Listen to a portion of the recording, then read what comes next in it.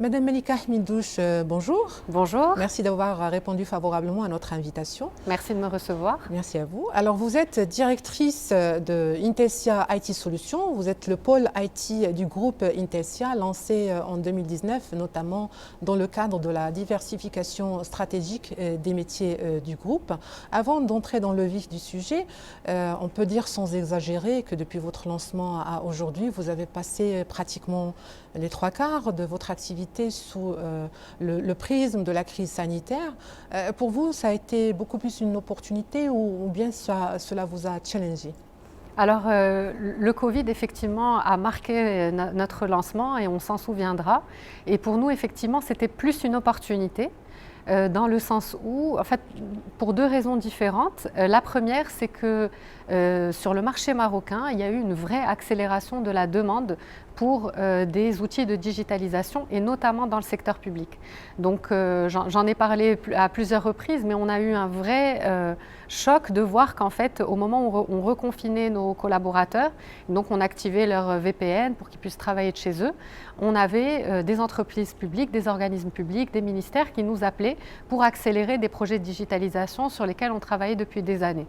Donc au moins pour ça, la pandémie a eu cet impact d'accélération de la digitalisation, notamment pour tout ce qui est dématérialisation de processus publics. Donc c'est le premier impact.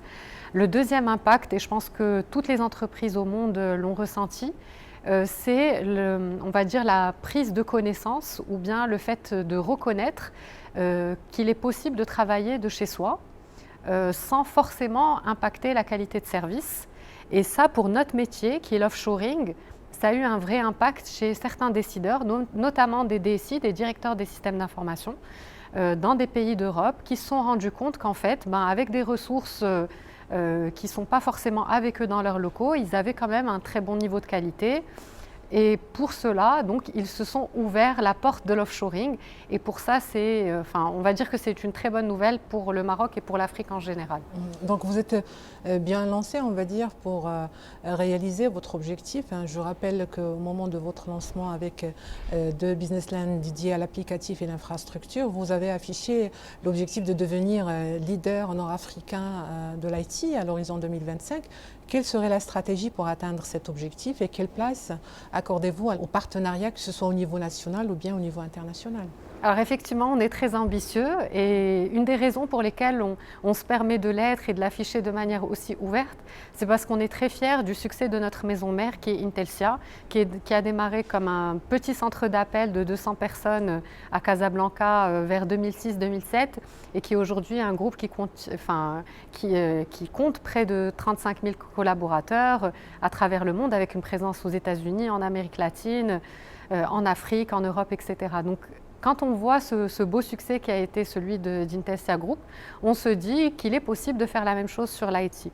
Et la stratégie, en fait, est assez similaire.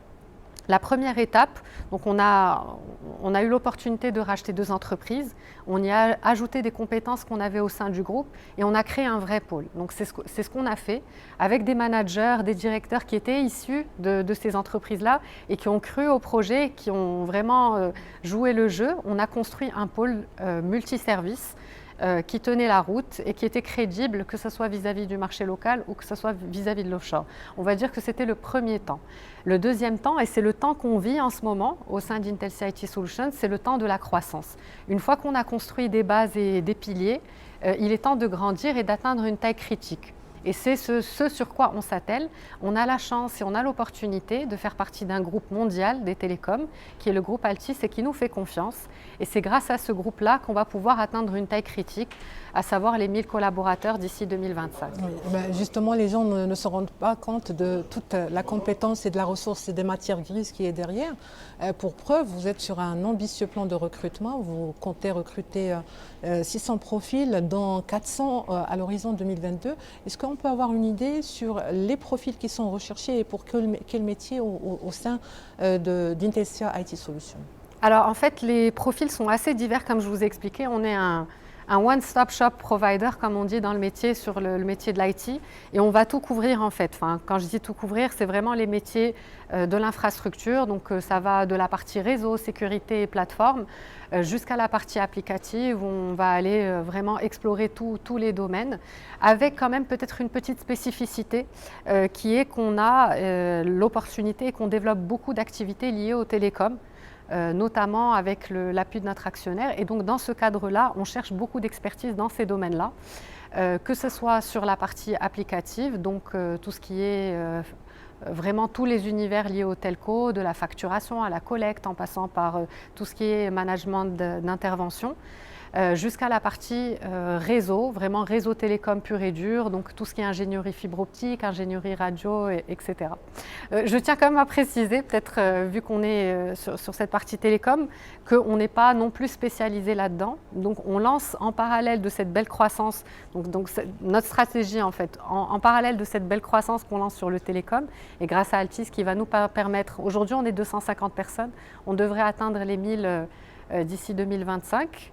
Mais en parallèle de ça, on lance une belle stratégie de diversification en termes de clients. Donc on est en train de se développer sur la partie commerciale. Et notre idée, c'est vraiment de faire en sorte que, en plus de tout ce que notre actionnaire peut nous apporter, vraiment de développer notre business en multi-clients, comme les entreprises historiques qu'on a pu racheter en 2019. Donc il y a de la synergie au sein du groupe, notamment en matière de formation, peut-être aussi d'imprégnation des nouveaux cadres de l'esprit du grand groupe, parce que vous êtes un petit peu dans la lignée, vous êtes l'image de marque du groupe que vous représentez dans votre secteur d'activité, à savoir l'IT. Oui, alors déjà avec le groupe Intelsia, on a aujourd'hui le groupe a une certaine taille, comme vous l'avez cité, et on a la possibilité, on est très content de bénéficier de fonctions centrales qui ont des vraies expertises. Donc sur la partie ressources humaines notamment, sur la partie formation, sur toute la partie com. Donc on travaille beaucoup avec les ressources du groupe et on a de très belles synergies et on ne serait pas ce qu'on est aujourd'hui si on n'avait pas toutes ces fonctions sur lesquelles nous appuyer. Alors justement, les RH, les ressources humaines de manière générale, les compétences et les profils dans le secteur est un levier de compétitivité. Malheureusement, ces dernières années, on assiste à un phénomène qui devient alarmant, celui de la fuite des cerveaux. À votre avis, vous qui êtes dans le bain, quels seraient les moyens à mettre en œuvre pour fidéliser les cadres marocains et les maintenir sur place ? Notamment peut-être aussi la possibilité d'une mobilité à l'international au sein du groupe. Est-ce que oui, alors en fait, pour moi, la manière avec laquelle il faudrait peut-être envisager les choses en 2025, vu que c'est là où on se projette, c'est de se dire que le marché du travail est maintenant un marché mondial, que vous pouvez être à Casablanca et travailler pour un client à New York, etc. Et que nous, Maroc, on ne doit pas forcément se positionner dans un cloisonnement de nos frontières, mais plutôt se positionner comme un vrai hub africain sur tous les métiers de l'IT. Et ce que ça voudrait dire, c'est laisser aussi nos collaborateurs, quand ils le souhaitent, et on le fait chez Intelsia IT Solutions, aller faire des missions en France, parce qu'on est présent en France ou dans d'autres pays. Et en parallèle de ça, ouvrir aussi notre pays à d'autres nationalités, à d'autres profils, pour que on va dire dans notre environnement, et on essaye de le faire, et c'est ça qui fait notre force aujourd'hui, qu'on ait de toutes les nationalités. Nous avons évoqué dans la première partie de la question la fidélisation des profils, on va dire au niveau marocain. Quid de l'expérience de Intelsia IT Solutions ? En fait, on a parlé des profils qui partent à l'étranger. Généralement, ils ne partent pas pour le salaire. Certes, le salaire est un point de motivation important, mais quand je regarde, je me rends compte que beaucoup partent pour des conditions de vie similaires à ce qu'ils pourraient avoir au Maroc. Parce qu'aujourd'hui, au Maroc, les conditions de vie d'un développeur ou d'un ingénieur expérimenté sont confortables. Ils partent pour deux raisons. La première, c'est pour le contenu de la mission, c'est-à-dire d'un point de vue technique, qu'est-ce que ça va leur apporter dans leur montée en compétences. Donc on doit être capable, et c'est ce qu'on essaye de faire ici au Maroc, de ne pas laisser des personnes trop longtemps sur les mêmes missions, de leur proposer toujours des choses différentes, etc., et de faire tourner les collaborateurs. Donc c'est le premier aspect. Le deuxième aspect, c'est l'environnement de travail.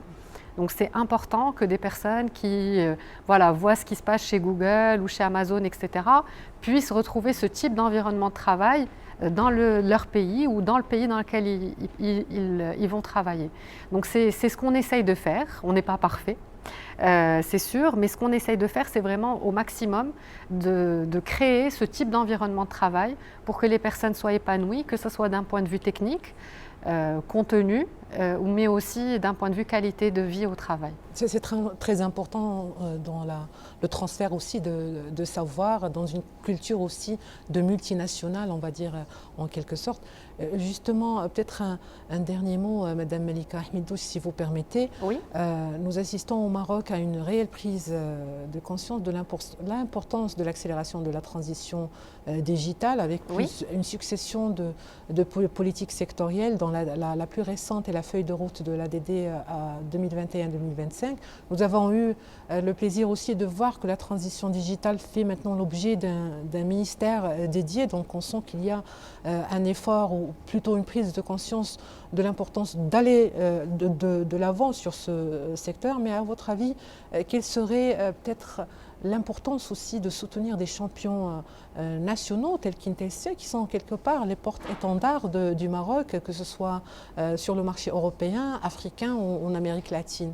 Ce que je peux vous dire pour ma part et de ma petite expérience personnelle, de ce que j'ai pu traverser sur ces 2 années, c'est déjà de dire que le Maroc fait beaucoup de choses, notamment sur toute la partie fiscale, avec un certain nombre d'aides, notamment des aides à la formation, des choses comme ça. Donc il y a des choses qui existent et qui sont faites et ça, il faut le reconnaître.